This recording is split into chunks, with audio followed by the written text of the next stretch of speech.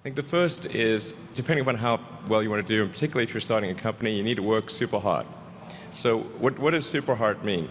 Well, when my brother and I were starting our first company, instead of getting an apartment, we just rented a small office and we slept on the couch. And we showered at the YMCA, and we had just one computer. So the website was up during the day, and I was coding at night. 7 days a week, all the time.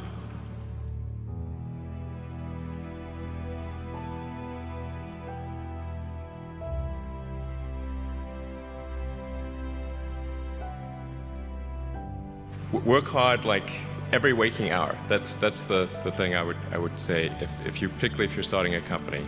And I mean, if you do simple math, say like, okay, if somebody else is working 50 hours and you're working 100, you'll get twice as much done in the course of a year as the other company.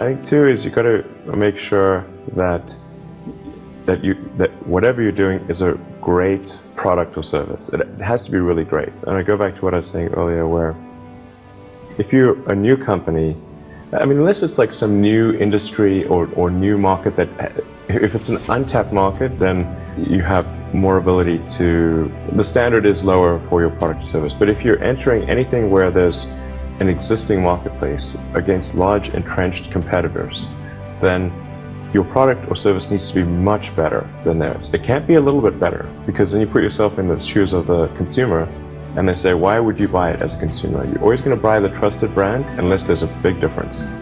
So a lot of times entrepreneur will come up with something which is only slightly better.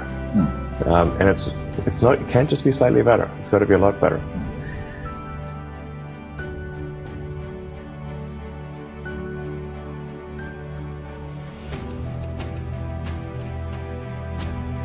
The other thing I'd say is that if you're creating a company or if you're joining a company, the most important thing is to attract great people. So either join a group that's amazing, that you really respect, or if you're building a company, you've got to gather great people. I mean, all a company is a group of people that have gathered together to create a product or service. And so depending upon how talented and hardworking that group is, and the degree to which they are focused cohesively in a good direction, that will determine the success of the company.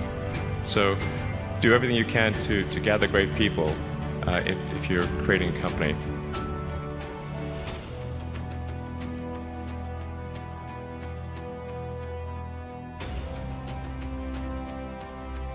Then I'd say focus on signal over noise. A lot of companies get confused. They spend money on things that don't actually make the product better. So, for example, at Tesla, we've never spent any money on advertising.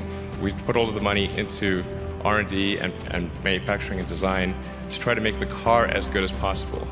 And I think that's the way to go. So for any given company, just keep thinking about, are these efforts that people are expending, are they resulting in a better product or service? And if they're not, stop those efforts.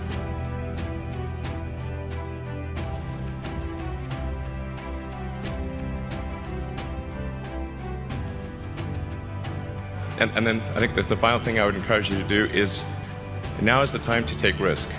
You don't have, you don't have kids, but as you get older, your obligations increase. And once you have a family, you start taking risk not just for yourself, but for your family as well. It gets much harder to do things that might not work out. So now is the time to do that before you have those obligations. So I would encourage you to take risks now. Do something bold. You won't regret it.